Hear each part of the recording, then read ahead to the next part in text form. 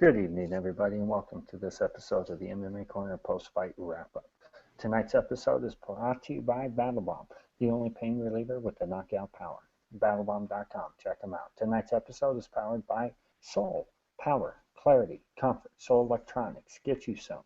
I'm your host for the evening, Josh Davis, alongside feature columnist at the MMA Corner and my co-host, Justin Fuller. All right, Justin, back at it. Obviously last night was Back to back. Last night was UFC 175, and solid events. Tonight, tough finale, literally just right across the street. Tough finale 19. Give us your thoughts on the overall card to start. Well, I thought the card actually delivered pretty good. I think it was one of the better, Fox Sports 1 cards we've seen in a while. You got two pay-per-view headliners headlining this thing. I was definitely impressed with the talent throughout the whole season. I think this was one of the better seasons of Tough as far as talent goes.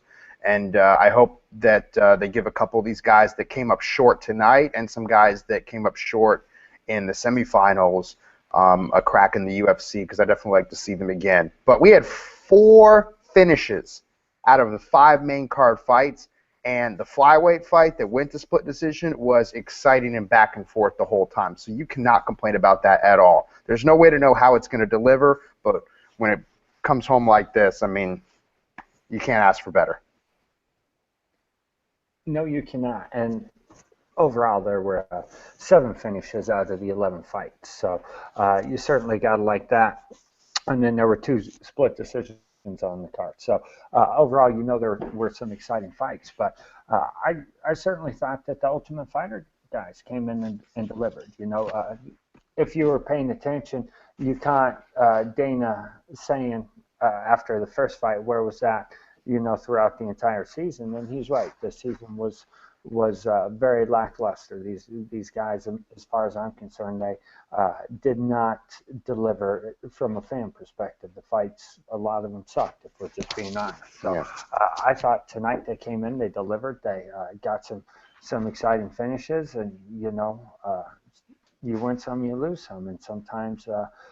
As media and just people in general, we're friends with people that get their ass whooped, and that's how Justin's feeling tonight. His boy got his ass whooped, but it is just one of those things. So, Justin, let's get right into it. The only fight that wasn't a finish, and it was damn close to being the finish. I don't know how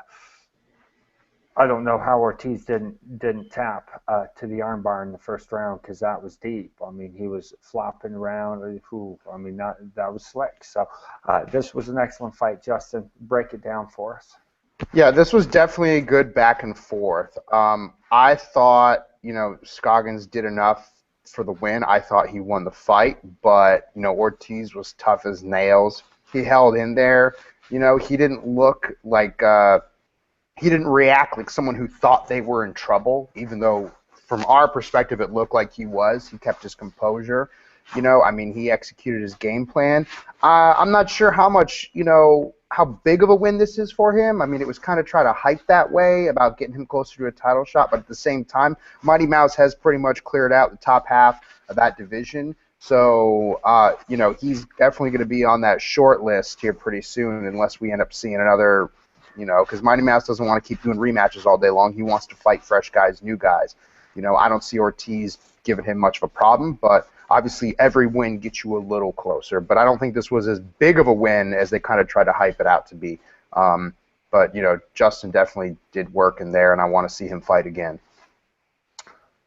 Well, a couple of things. First off, I thought this was a great fight. It was a very entertaining fight. It did go back and forth, and depending on how you judge a fight, what you're looking for when you're scoring things, that's pretty much what dictated who won this fight. However, I could have gone either way. I wasn't upset by the decision, but I could have easily scored it for Scoggins too. The point is, I want to see both of these guys back. Now, how big of a win for him was it? It was a solid win. I mean, any victory in the UFC is a big win, but is this the win that gets him the title shot?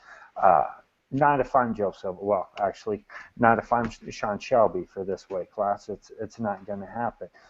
But he is one step closer. However, skill level, he's still light years behind Mighty Mouse. I think right now Mighty Mouse would run circles around him. So we'll have to see what the UFC does. Moving right along, Derek Lewis versus Guido Innocente. Justin, again, start us off. Give us your thoughts on the fight. I mean, there's not much Yeah, to say exactly. here. Two big guys getting in there, and I thought that's a great finish. That's the heavyweight fight we wanted to, with the finish we wanted to see last night that we didn't get, unfortunately. So I'm glad I got one tonight. I like every card to at least have one set of heavyweights on it. Because this is the probable outcome when two guys are slinging leather. For Sente, I kind of expected a little bit more. I'm not sure if heavyweight is really the best place for him or not, but with Lewis, I think this sets him up for, a bigger fight. This puts him at 2-0 in the promotion, and with heavyweights are always, good heavyweights are always on demand, in any organization. So it's, you put yourself 4 finishes in a row, and you end up on that short list of contenders real easy. Oh, damn straight, because the heavyweight division is really one of the weaker divisions there are. I mean, the depth of the heavyweight division is not there, and I think the Black Beast did himself a lot of favors tonight. He came out and looked exciting, just manhandled him and looked great. Now, as far as and the God, I can't even pronounce his name at the moment. It's killing me. But as far as he goes, no, you're right. He's not a true heavyweight. When you just looked at him in there, he was small. He definitely looked like he could make light heavyweight. He certainly didn't look any bigger than Brandon Vera and guys like that have gone from heavyweight down to light heavyweight. So when you're in there with the true big boys, the true guys with power, you're going to get ragdolled like that. So now, Derek, he made a couple of good comments in this post-fight interview that I want to touch on real quick, and one of which is having his eye on Kane. Obviously, he knows he's not there yet, but he's training to get that fight, and that's one thing that every fighter should say, but very few of them do. So it's always good to hear someone who has his mindset going on. All right, moving right along into the first of the 2 Ultimate Fighter finale fights. We had Diego Lima versus Eddie Gordon, and first off, great victory for Eddie Gordon. Don't want to take anything away from that, because he went in there and put an ass whooping on Diego. There's no question about that. He beat the crap out of him. But when you looked at those 2 guys in the octagon, I mean, seriously, definitely different weight classes. Diego is a natural 170er. That's where he should be, and fighting at middleweight, he just got the crap beat out of him by the bigger, stronger fighter. That's really what we saw tonight. And Dana was right when he asked Eddie, where was that all season long? And it was an excellent performance for him. And if that's how he's going to fight in the UFC, I got to be honest, I want to see more of this guy. Justin, give us your thoughts. Yeah, I mean, even though I knew he was going to be the smaller guy as the natural welterweight, I was favoring Diego Lima in this. I think the kid's got a lot of potential. I definitely want to see more of him, and I think he can make some big waves and have some success in the welterweight division for the UFC. I also, even though I knew that going in, I like it when guys that should be at a lower weight class win the Ultimate Fighter at a higher weight class, because they tend to just do so much better down the road. Even when you look at the very first tough, the middleweights fighting were Kenny Florian and Diego Sanchez. One guy was a contender. They were both contenders at lightweight, and Kenny Florian was a contender at featherweight. So, that's obviously some years ago. But with Eddie Gordon, he definitely impressed me, and I'm curious to see how he does against the middleweights in the UFC, for sure.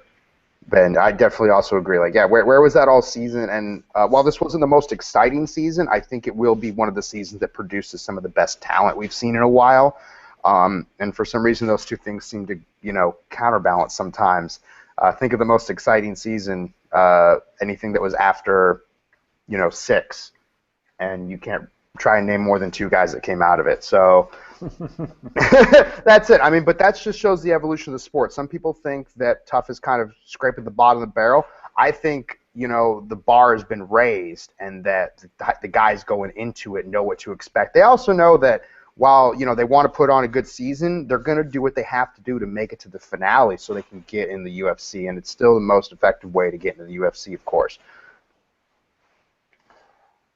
And not only is it the most effective way to get into the UFC, it comes with a guaranteed 6-figure contract, comes with a Harley Davidson. I mean, come on, what could you want? But before we move on, one of the things you brought up from Tough One, the finalists, as you pointed out, was Kenny Florian and Diego Sanchez.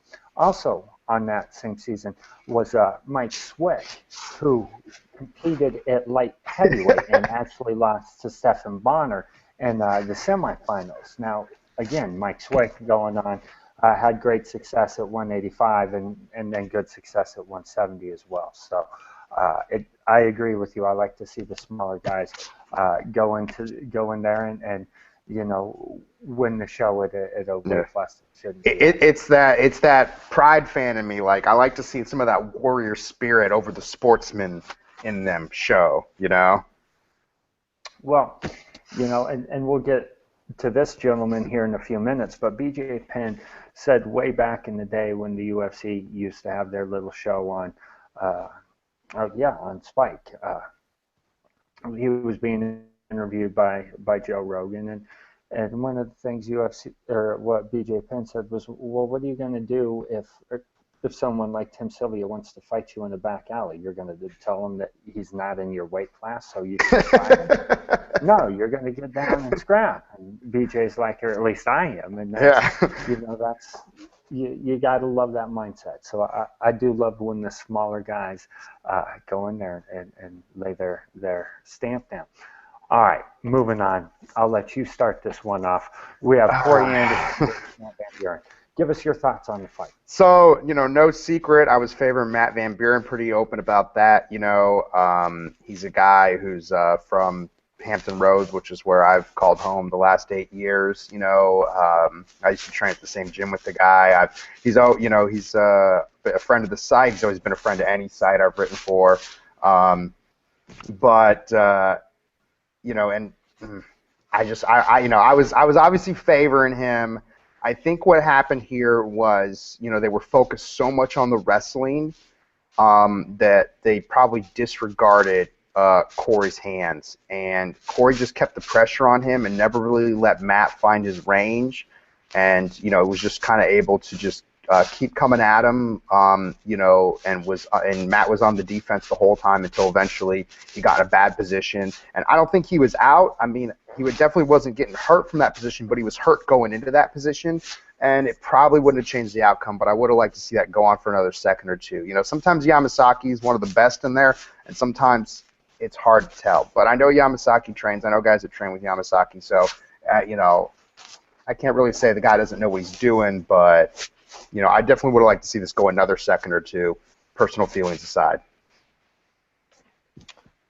Well, it's a tricky subject because you're always, thinking about fighter safety and all of that kind of stuff. And there's no question that he was rocked and that he was hurt. However, the position that he was in when the fight was stopped, that's the issue I have, because he was turtled up and that kind of stuff. He was intelligently defending himself. Now he was eating shots and like I said, he was definitely hurt, but he wasn't out. He wasn't completely out of the fight. He's a big boy, like you eat more shots when someone's in your guard than when they're in that position, because they can't hit you in the back of the head and they can't hit you in the front of the face. All they can do is hit you on the side and hit your hand, really.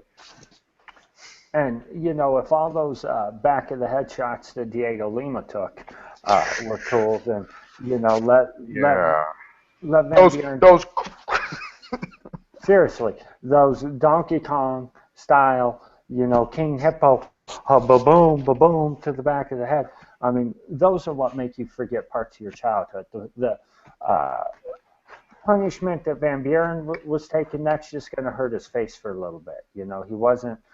He was dazed and he was woozy. He was, doing the drunken monkey and all that kind of stuff. But he was still in the fight. I would have liked to have seen it gone on. However, with that being said, do I think the outcome of the fight was going to change? No, I think the damage had been done. I don't think Matt, well, I can't say that Matt wasn't going to recover. I don't think that Corey was going to let Matt recover. I think Corey was just going to continue at that point to be relentless and go in and what? finish. Yeah. One quick thing though, like you mentioned with the Gordon Lima fight, how Dana White was like, where was that all season? I don't know if you caught it or not, but Joe Silva, when he went up to Matt, as Matt was like arguing with Yamasaki about the stoppage, was like when he went up to him and shook his hand first and said, "Don't worry about it." So that's a pretty good indicator to me that we'll see Matt in the UFC again. We usually do see the runner-ups in the UFC again, but when Joe Silva walks up to you and says, "Don't worry about it," like you'll get another crack, And I do remember hearing Brendan Schaub say something like, if if they don't like your fight, Joe Silva won't go into the ring and shake your hand. So, like if you end up with some boring decision, he's not going in the ring and shaking anyone's hand if he doesn't like it. And unfortunately, Schaub's been in enough boring fights to know that To that's. know, yeah, he knows. I'm sure he's speaking from experience on that one. But I will say this: in a lot of cases, those guys have actually already signed uh, an actual fight contract. So uh, he's going to be all right. Here's the thing: I didn't think he was going to beat Daniel Spawn, and that fight between the two of them, I think that really showed not only Dana but Joe that when he comes to scrap, he certainly can do it. And tonight, I mean, what happened to him tonight can happen to anybody. I mean, you get that one punch that lands in the right spot and rattles your brain. You could be the best fighter in the world. I mean, look what Matt Serra was able to do to GSP. He was able to land the one punch, came around, actually caught him right behind the ear, and completely wobbled him, and then took his title. It can happen to anyone. So there's no saying that Van Buren can't rebound from this. So same thing with Diego Lima. I certainly expect him to make a splash in the welterweight division of the UFC. Do I think he's an immediate title challenger? Absolutely not. I think he's got some work to do, but he's vicious. I mean, him and his brother are vicious, and yeah, I look forward to seeing more of Diego in the UFC. Now, there are a couple other people like just off the show, someone like Josh Clark or Chris Fields, that those guys probably aren't going to be coming back to the UFC, but you never know. The Ultimate Fighter, it's there for a reason, and it's there specifically to give the UFC some new talent to choose from, essentially. So they got two great winners tonight, and they got two great uh, semifinalists, and then obviously we know that Cahal Pendrell is going to be fighting in Dublin. So they are using this season to bolster their wrestler. All right, moving right along. I don't even know what to say about this fight. Frankie Edgar and BJ Penn. Now, to be real honest, I wanted to be a believer.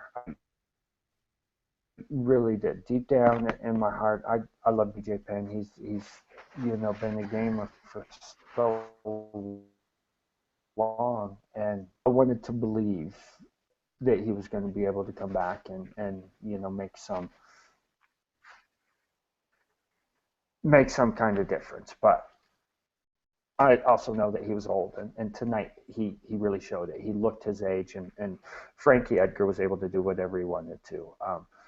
I think really in the first round, Frankie just was like, "Holy crap! I didn't realize it was going to be this easy." In the second round, he started off like, no, it's not going to be this easy, and then realized it was, and then obviously in the third round was just like, you know what, I don't want to, but I'm going to go ahead and finish this fight, and best. He shouldn't have been in there, and I think he finally realizes that that's the case, and hopefully, uh, unfortunate as it is to say, hopefully we've seen the last of BJ, because I certainly don't want to remember getting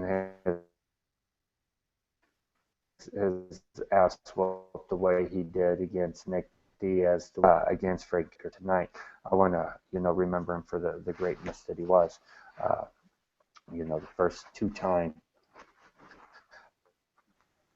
or the legend of the sport that he is. So, uh, as far as the fight goes, though, Frankie looked good. Too bad it won't happen, but I would have no problem with Frankie versus Chad Mendes, to fill the vacant spot left by Jose. But you know, I know I'm on the short end of that stick. A lot of people think Frankie's still got some work to do, but I think Frankie's the man. I do Yeah, think he is the I'm with you on gatekeeper. that one. Yeah, I for think I sure. think he's the gatekeeper to the title on that. So, uh, give us your thoughts on everything that transpired. Yeah, I mean, I'm always a believer in BJ, and I kind of knew, like, if he comes out there aggressive right off the bat, like we've seen him do when he made his debut, like we saw him do against Matt Hughes, like we've seen him do so many times. I mean, the only time he's ever really just put the beating on someone systematically over the course of a fight was, really Diego Sanchez, Kenny Florian.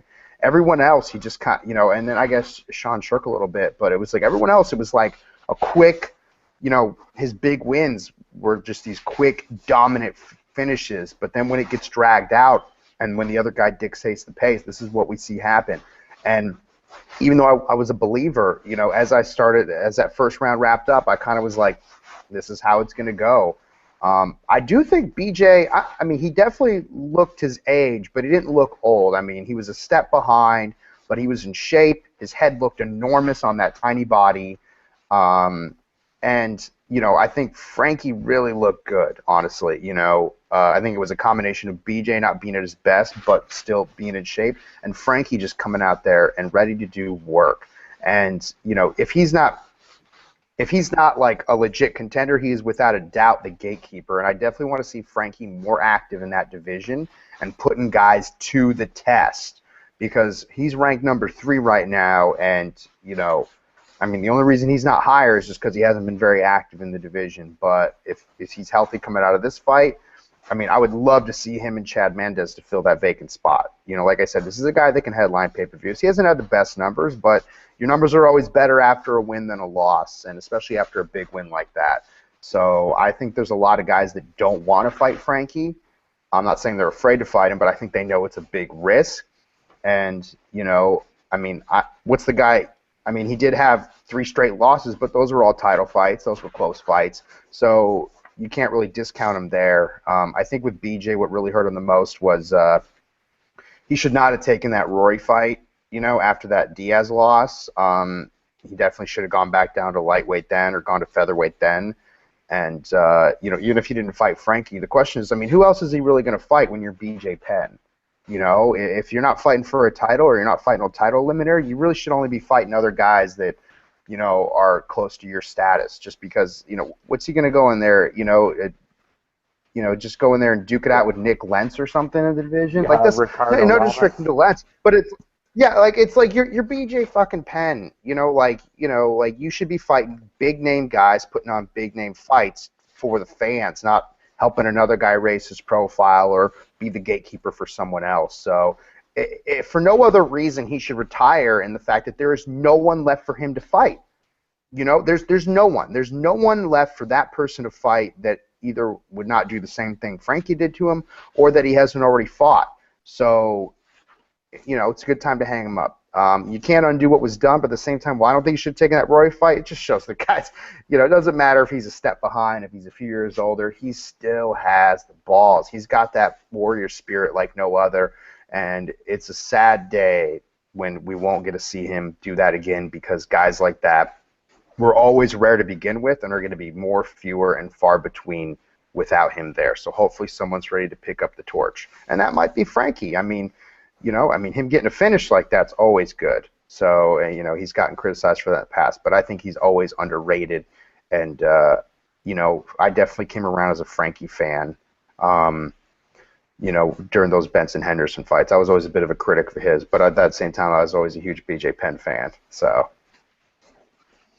Yeah, no, I first off, I love Frankie. I mean, look at the fights he's had with Gray Maynard, and I certainly think he can carry a pay-per-view. And I think if he does win the featherweight title at some point, I think the UFC will be just fine with him at the top of the division. He'll probably do better numbers than Jose Aldo, to be real honest. Yeah, true. He did do better numbers. I think that was Jose's biggest draw was against Frankie.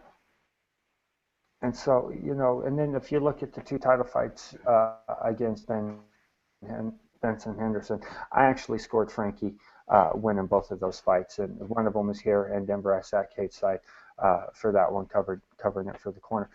I definitely thought that Frankie had won that fight, but again, I'm not a judge, so it is what it is. However, I do want to see more of Frankie, and unfortunately, I want to see less of BJ.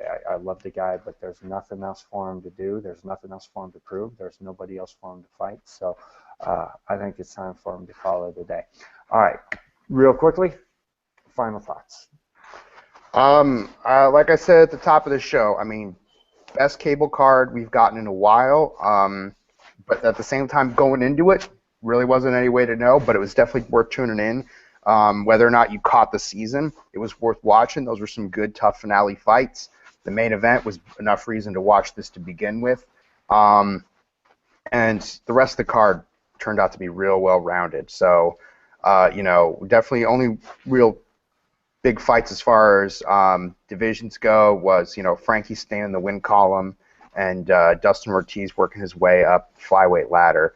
But other than that, I don't watch the sport to have every fight have significance for a title shot. I watch the sport because I love watching the sport. I love guys going in there and duking it out.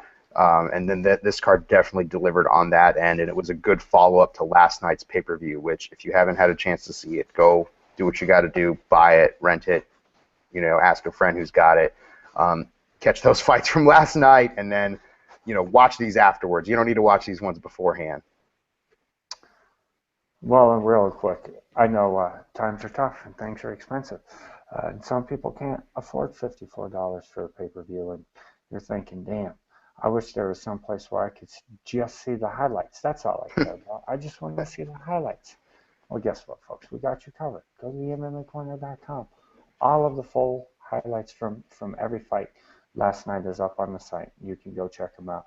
I definitely suggest checking out the full fight footage that we have of Ronda Rousey and Alexis Davis.